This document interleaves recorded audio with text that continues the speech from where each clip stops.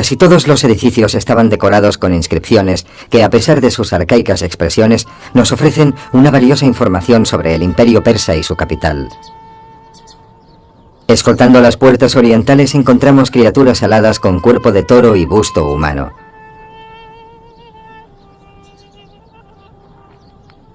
Las patas traseras de estos animales aparecen en relieve en las paredes de la puerta y las patas delanteras pueden verse esculpidas.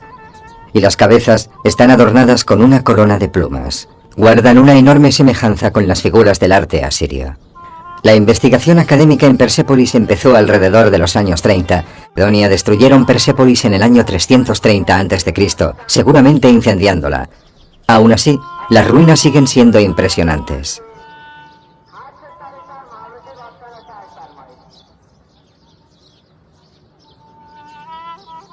Si los pilares rotos, los frisos dañados, los restos de puertas y los relieves despiertan aún hoy nuestra admiración, ¿qué habrían provocado con su aspecto original hace 2500 años? Aquí antes no había ninguna fortaleza, la erigí por voluntad de Ahura Mazda y la construí para que durase, hermosa y fuerte, como pretendía.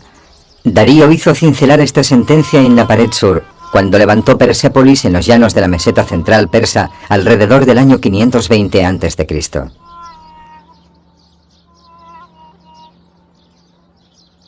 La materia prima utilizada fue piedra caliza, densa y dura. Aunque originalmente era negra, el paso del tiempo le ha dado un hermoso color rojo amarillento. A juzgar por la mampostería, los constructores debían tener herramientas similares a las de los picapedreros actuales. Solo los nombres de los palacios son hipotéticos. Este es uno de los que nos ha llegado mejor conservados. Se conoce como el Palacio de Darío. No cabe duda de que la obra se terminó en vida de Darío, porque encontramos inscripciones que así lo atestiguan.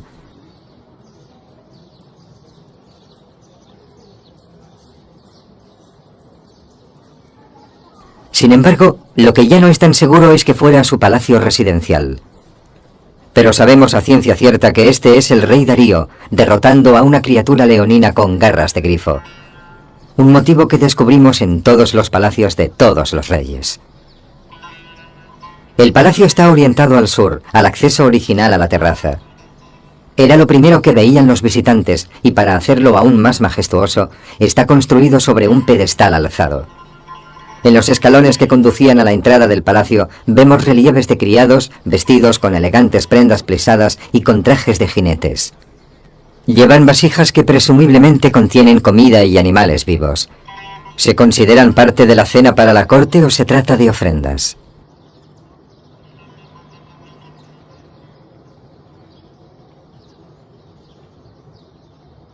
Hay sólidos argumentos que apoyan ambas teorías.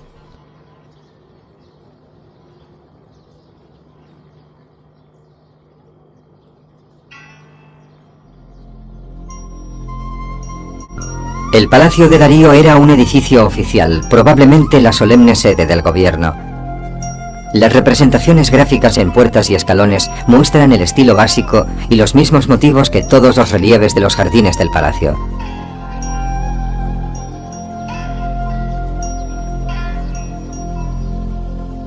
La reconstrucción muestra el palacio una vez completado todo el edificio. Los marcos de la puerta y las ventanas, los escalones y las columnas del pórtico están bien conservados, así que conocemos la altura del techo. No hay pruebas arqueológicas que demuestren la existencia de este jardín. Sin embargo, no es descabellado pensar que aquí podíamos encontrar un jardín irrigado artificialmente, algo de una importancia vital en la arquitectura persa.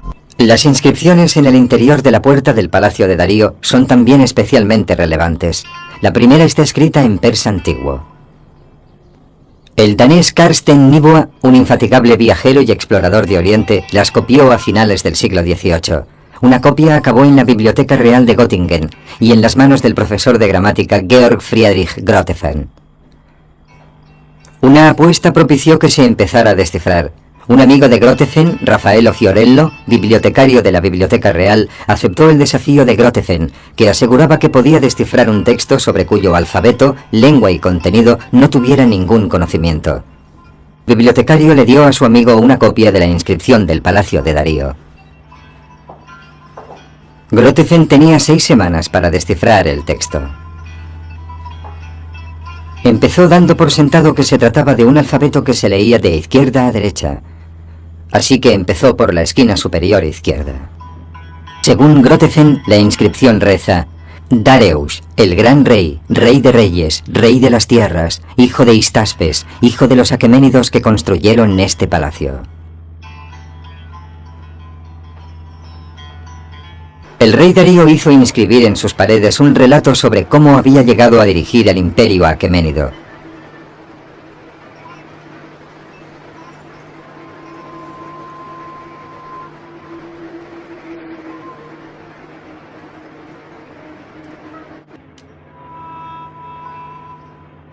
Rawlinson descendió todos los días durante semanas y meses para copiarlo. Darío no se convirtió en rey por ser sucesor directo al trono. Era el sobrino del rey Cambises, que murió durante una campaña militar en Egipto. Cambises era hijo de Ciro el Grande. Textos y grabados muestran cómo prevaleció ganando batallas internas contra sus rivales. Y también muestran qué tierras pertenecían a este imperio. Y todo por voluntad del omnipresente dios Ahura Mazda.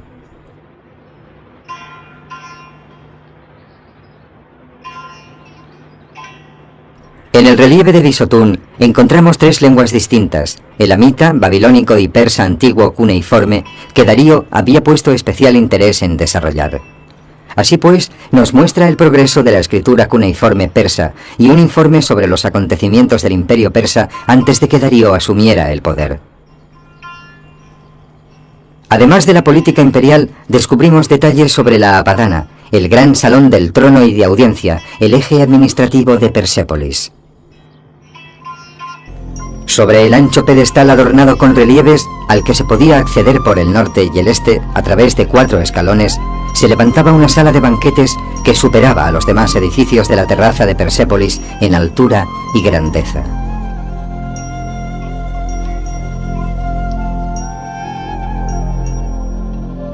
Las filigranas de las almenas de los pedestales, las escaleras y los aleros, las composiciones únicas de las columnas con sus coloridos motivos florales, el toro con cabeza humana, pezuñas doradas y rizos azules que miraba hacia abajo desde el techo, las tiras de esmalte policromo brillando al sol, las cornisas y el artesonado brillantes como el oro, las altas ventanas y los anchos marcos con sus puertas doradas. Todo eso generaba un ambiente imponente, el eco del cual aún resuena y escuchan los actuales visitantes de Persépolis. Así es como describió el Salón del Trono el arquitecto y arqueólogo Friedrich Kräfter. El objetivo de nuestros dibujos y nuestras reconstrucciones en maquetas es recrear parte de ese ambiente. Escribe acerca de su trabajo.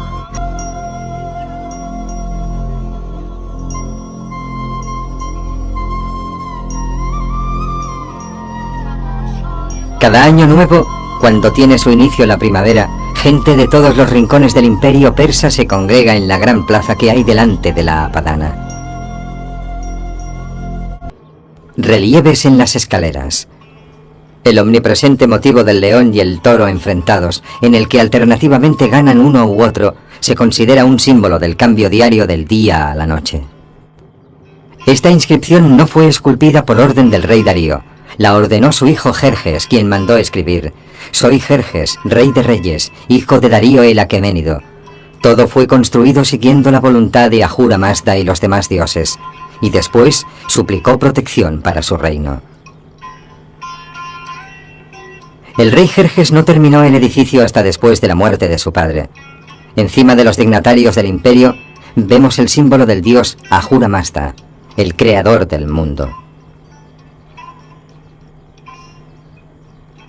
Darío nunca vio la gran sala de audiencias completada, pero fue él quien decidió construirla. Simbolizaba su concepción de la jerarquía del Estado.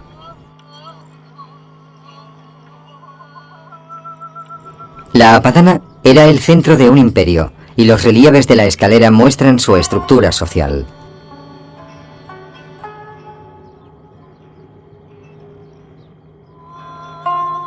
Aquí vemos el Nuruz, la fiesta de Año Nuevo. Los dignatarios imperiales se acercan al trono. Aún no han llegado, charlan y bromean. En cuanto llegan hasta los lanceros, los guardaespaldas del rey se comportan con dignidad. se acercan al trono en 3 filas. Caballerizos, mozos de cuadra y cocheros traen sillas de caballos y carruajes reales.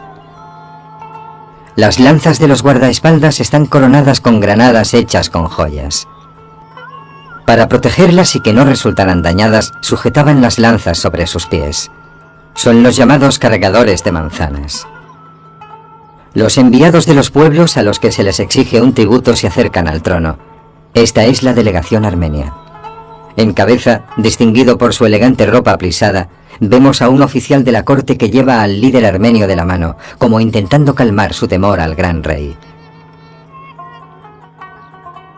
Como regalos presentan un caballo hermosamente engalanado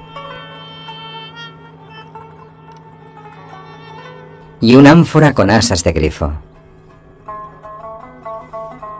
Los elamitas, los antiguos señores del centro de Persia, ofrecen arcos y dagas. Una leona no quita el ojo a sus cachorros. Formarán parte del coto de caza del señor. Nuevamente, un dignatario persa escolta a los enviados. Los babilonios ofrendan un cebú, una imagen pacífica. Los enviados de los pueblos conquistados no son representados como sujetos vencidos, sino que se acercan al gran rey con alegría y por propia voluntad. Claro que esta es la versión de los acontecimientos del imperio.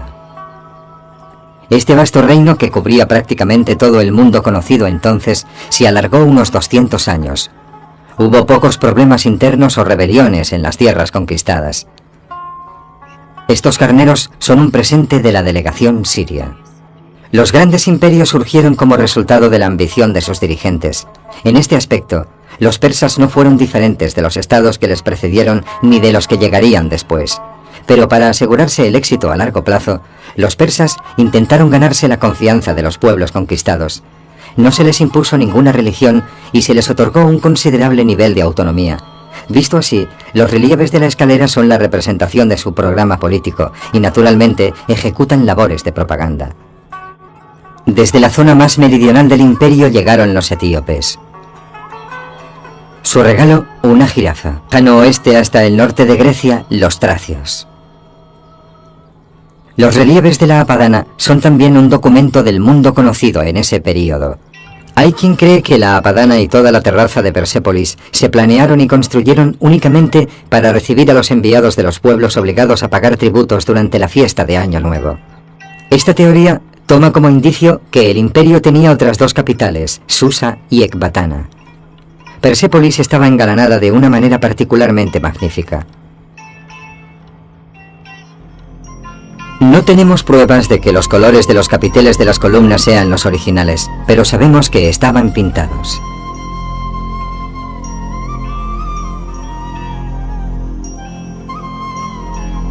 Una columna simbolizaba un árbol sagrado, una imagen de larga tradición en Asia Occidental. Estos relieves hechos con mosaicos nos dan una idea de su color original. Tienen 2500 años de antigüedad.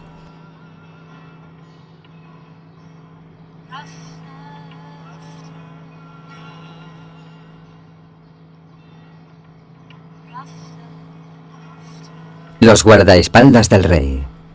Los mismos motivos que los relieves de Persépolis. Míticas criaturas aladas. Una representación del dios Ahura Mazda. Sin embargo, estos relieves no son de Persépolis, sino de Susa, una de las capitales del imperio persa. En Susa empezó toda la actividad arqueológica de Irán. Sin embargo, en ocasiones, el trabajo se llevó a cabo con un rigor científico muy discutible. Reliquias históricas acabaron como ladrillos en un edificio o fortaleza. Arqueólogos franceses construyeron este baluarte a finales del siglo XIX. En él protegían sus hallazgos arqueológicos.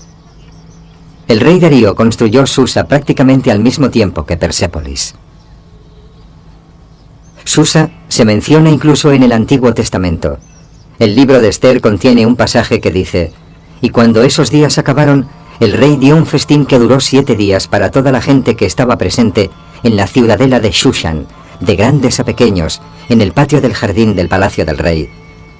Oro y plata sobre un pavimento de mosaicos de alabastro, turquesa y mármol blanco y negro, y servían bebidas en vasijas de oro. Babilonia también formaba parte del imperio persa.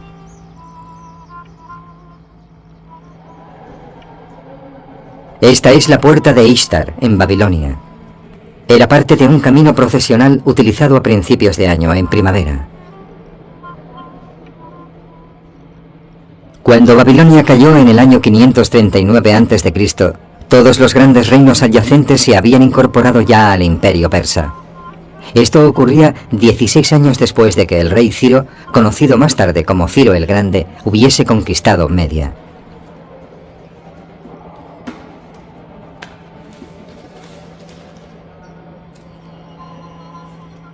Ciro, tío abuelo de Darío, también conquistó Babilonia.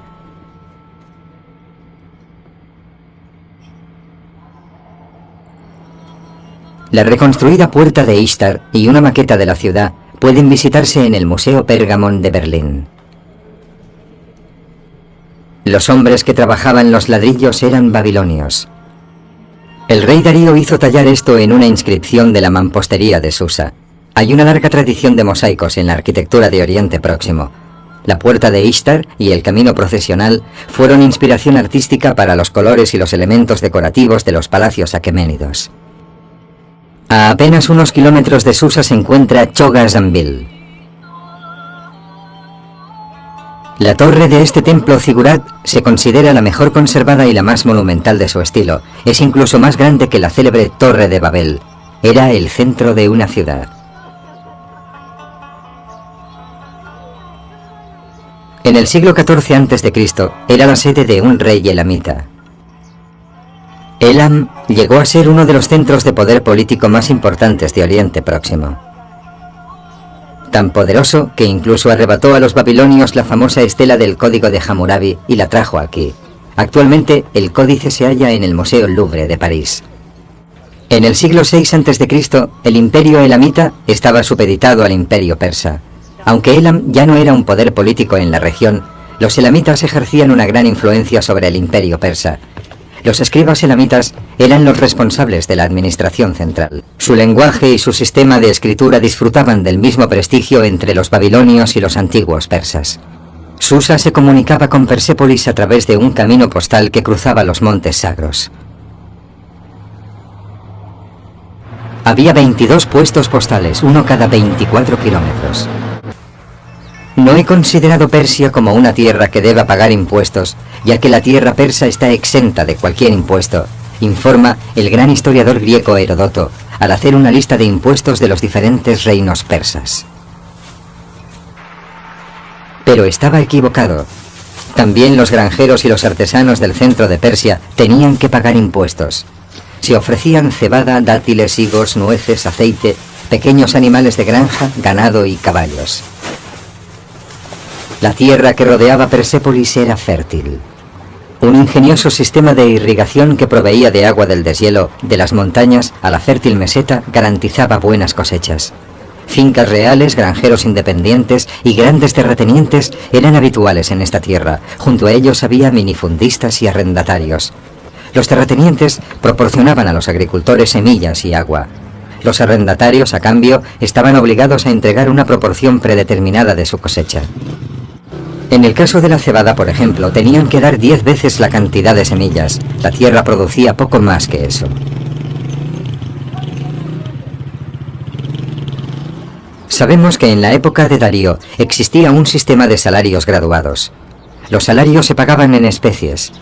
El salario mínimo consistía en 1 litro de cebada al día, suficiente para hacer una hogaza de pan de medio kilo.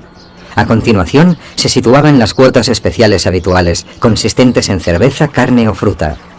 No sabemos cómo eran los pueblos y los asentamientos en la época aqueménida. Hasta ahora solo se han excavado los centros de poder más importantes. El historiador romano Diodorus Siculus describe una región densamente poblada. Aunque por supuesto también había nómadas. Así que, aparte de las carreteras de asfalto y de los modernos medios de transporte, la zona que rodeaba Persépolis no debía ser muy diferente a como la vemos en la actualidad. Tampoco sabemos mucho sobre el día a día de los ciudadanos corrientes. Los documentos se escribían sobre cuero o se grababan sobre pequeñas tablas de arcilla, pero la gran mayoría de ellas no se han conservado. Solo algunas pequeñas tablas de arcilla se cocieron y endurecieron en el incendio que asoló Persépolis. Gracias a ellas conocemos algunos detalles sobre la vida cotidiana en el Imperio persa. No se sabe mucho sobre los cultos y los actos religiosos persas. Ahura Mazda, el creador del mundo, por cuya voluntad Darío se convirtió en dios de los persas, es invocado continuamente. Apodado el Tripilón por los arqueólogos debido a sus 3 entradas, este edificio se construyó en ángulo recto con el gran salón del trono, pero su función aún no se ha determinado concluyentemente. Aún no sabemos si el dios Ahura Mazda es el mismo Ahura Mazda al que se refiere Zoroaster, el padre del zoroastrianismo. Esta es la escultura animal más grande de la terraza de Persépolis. Originalmente eran 2. Su compañero está ahora en el Museo de Chicago. Los toros vigilaban la entrada de una habitación cuya función no está clara. Los relieves de la entrada norte muestran al rey entronado con los dignatarios del imperio. Son conducidos por los guardias del rey. Pese al daño producido por siglos de contacto humano, en los relieves del pedestal aún podemos ver diferentes colores. La línea del tiempo, que muestra la altura hasta la que estuvo enterrado el edificio. La gran sala, 1000 metros cuadrados más grande que la Apadana, fue construida por Jerjes, el hijo de Darío. 100 columnas aguantaban el techo, de ahí su nombre, la Sala de las 100 columnas. La función del edificio es objeto de debate. Suponemos que Jerjes ambicionaba una sala mayor que el magnífico Salón del Trono, construido por su padre Darío. Todo es más grande. Los relieves de la puerta que muestran la victoriosa batalla del rey contra un monstruoso grifo emplumado son más grandes que el resto de escenas de batallas reales.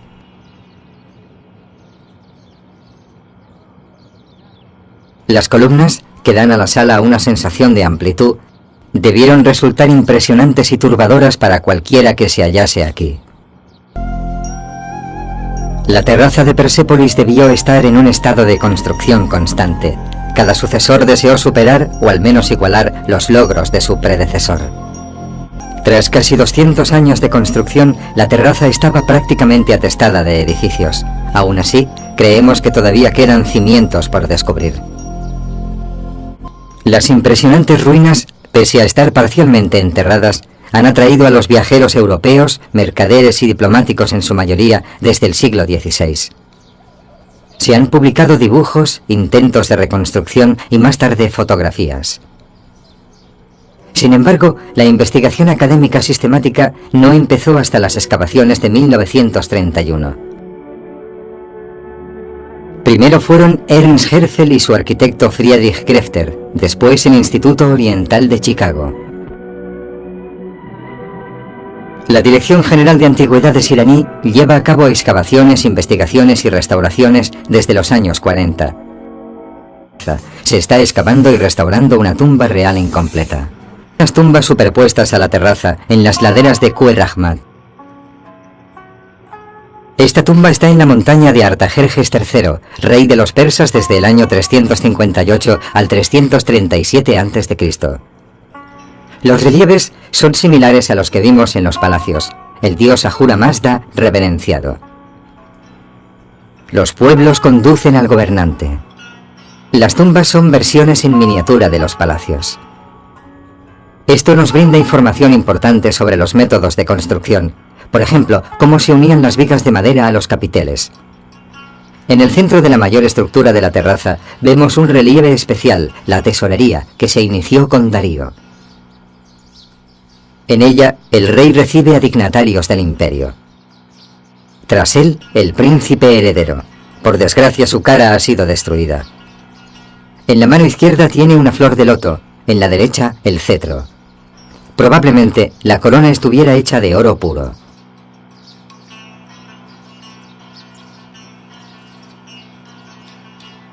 El relieve se considera una obra maestra del arte aqueménido por su detallada composición de los objetos y la gente.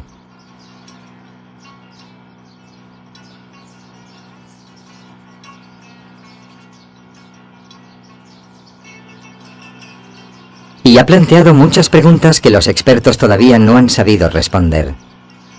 ¿Quién es el rey? ¿Darío o Jerjes? El príncipe heredero que aparece tras el rey podría ser Jerjes o su hijo Artajerjes. Lo que sabemos con seguridad es que ya no está en su posición original. La opinión generalizada es que una vez fue el relieve central de la escalera de la Apadana, en cuyo caso representaría a Darío. Tras su muerte, su hijo la quitó porque no quería seguir siendo representado como el príncipe heredero. También hay opiniones enfrentadas respecto a la tesorería. ¿Era la sede de la administración financiera o un almacén y un archivo de objetos valiosos? La mayor parte de la información que tenemos sobre el imperio aqueménido proviene de pequeñas tablas de arcilla encontradas aquí. El fuego originado por los soldados de Alejandro las coció y las endureció. Así es como las tablas de arcilla se han conservado. Parsa, el viejo nombre de Persépolis, está grabado en la arcilla. El intento de reconstrucción digital de la terraza de Persépolis no pretende ser la versión definitiva. Los continuos trabajos de investigación y las excavaciones que se llevan a cabo sacarán a la luz nuevos descubrimientos. Los intentos de reconstrucción podrán completarse y aportarán datos novedosos. Se cuenta que Alejandro, después de que sus soldados arrasaran la terraza de Persépolis, en el año 330 a.C., visitó las ruinas y no pudo dejar de sentir remordimientos. Desde Persépolis se dirigía un imperio ejemplar por su organización y su administración. Pero quizás lo más importante sea que se trataba de un imperio cuyos habitantes, incluso los de las tierras ocupadas, eran tratados con dignidad y tolerancia, especialmente en cuestiones religiosas y en el ejercicio y aplicación de la ley.